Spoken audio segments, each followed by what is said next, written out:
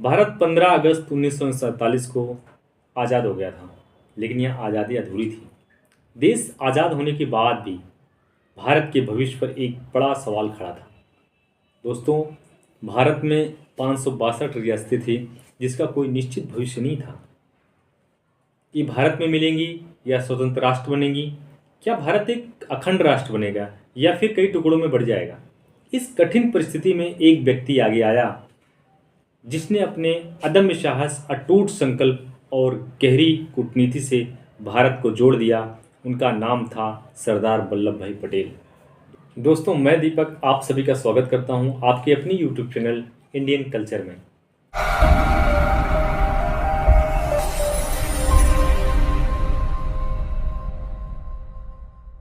दोस्तों, भारत में 562 रियासतें थी, जिनका कोई निश्चित भविष्य नहीं था। भारत में मिलेंगी या स्वतंत्र राष्ट्र बनेंगी?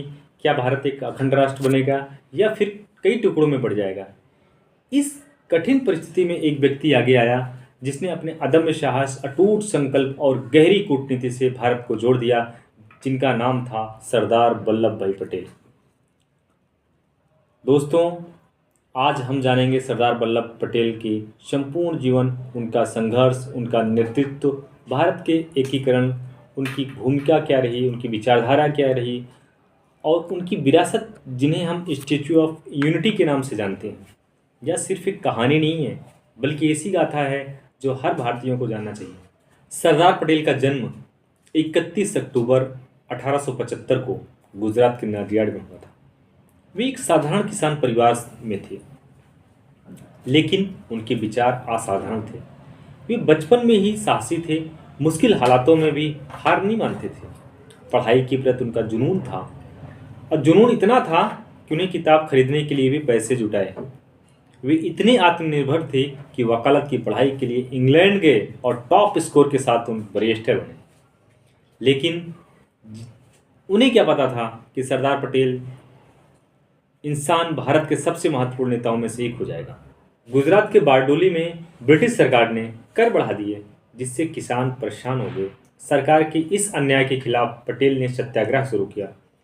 उन्होंने किसानों को संगठित किया और उन्हें कर न देने के लिए प्रेरित किया। आखिरकार सरकार को झुकना पड़ा और बढ़ा हुआ कर वापस लेना पड़ा। इस आंदोलन की सफलता के बाद उन्हें सरदार की उपाधि मिली। यह आंदोलन केवल किसानों की जीत नहीं थी, बल्कि यह एक संदेश था कि संगठित होकर कुछ भी हासिल किया जा सकता है। भारत के एकीकरण की सबसे बड़ी चुनौती के बारे में बात करें तो भारत को आज़ादी तो मिल गई थी, लेकिन असली चुनौती अब शुरू हुई थी।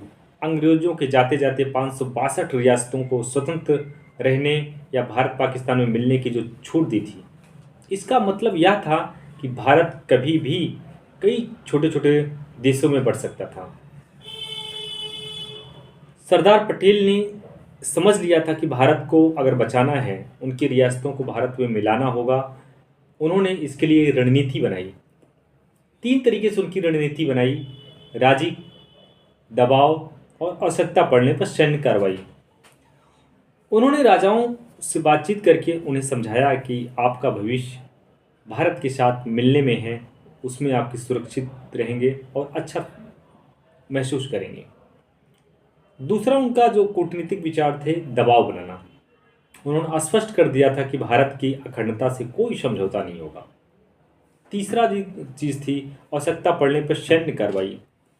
जहां बातचीत से हल नहीं निकलेगा, वहां उन्होंने बल का प्रयोग किया। दोस्तों, आप लोगों ने हैदराबाद का विलय सुना होगा, जो ऑपरेशन पोलो के नाम से जाना जाता है। हैदराबाद के निजाम एक अलग देश बनाना चाहता था। उन्होंने अपनी सेना खड़ी कर दी थी और विद्रोह के लिए योजना बनाई। सरदार पटेल ऑपरेशन पोलो शुरू किया और भारतीय सेना ने सिर्फ 5 दिनों में हैदराबाद को भारत के अंदर मिला लिया। जूनागढ़ की अगर बात करें विलय की, तो जो जनमत की शक्ति थी, जूनागढ़ के नवाब ने पाकिस्तान में शामिल होने की घोषणा कर दी थी, लेकिन यह जनता भारत में रहना चाहती थी। सरदार पटेल जनमत संग्रह कराया और जनता के फैसलों के अनुसार जूनागढ़ भारत का हिस्सा बना। अगर यह कुछ निर्णय नहीं लिया गया होता तो भारत का नक्शा कुछ और होता। सरदार पटेल लौह पुरुष क्यों? तो सरदार पटेल को लौह पुरुष कहने के पीछे कारण है। सरदार पटेल केवल एक नेता नहीं थे, बल्कि ऐसी व्यक्ति थे जो किसी के दबाव में कभी नहीं झुकते थे। उनके जो अंदर खूबियाँ थी, उनकी जो खासियत थी, 3 उनकी मुख्य खासियत थी: साहस, नेतृत्व क्षमता और राष्ट्र प्रेम। साहस, कठिन फैसले लेने की कभी पीछे नहीं हटते थे। उन्होंने अपने असंभव को संभव करके दिखाया। उन्होंने देश को पहले रखा, उसके बाद सारी चीज़ों को बाद में रखा। उनकी इस दृढ़ता के कारण उन्हें लौह पुरुष कहा जाता है। सरदार पटेल की जो विरासत है, जिसे स्टैच्यू ऑफ यूनिटी के नाम से जानते हैं, सरदार पटेल के योगदान को सम्मान देने के लिए 31 अक्टूबर 1918 को स्टैच्यू ऑफ यूनिटी का अनावरण किया। यह दुनिया की सबसे ऊंची प्रतिमा है, 182 मीटर। भारत की एकता और अखंडता का प्रतीक है। हर साल लाखों लोग इसे देखने आते हैं। यह सिर्फ एक प्रतिमा नहीं है, बल्कि एक संदेश है कि भारत को हमेशा एक बनाए रखना है। सरदार पटेल ने हमें जो सिखाया है, जो उनसे सीख मिलती है कि एकता की शक्ति, संकल्प और धैर्य, राष्ट्र सर्वोपरि। अगर सरदार पटेल ना होते तो शायद आज भारत कई टुकड़ों में बटा होता। उन्होंने यह एकता का तोहफा दिया, जिन्हें हम बनाए रखना है।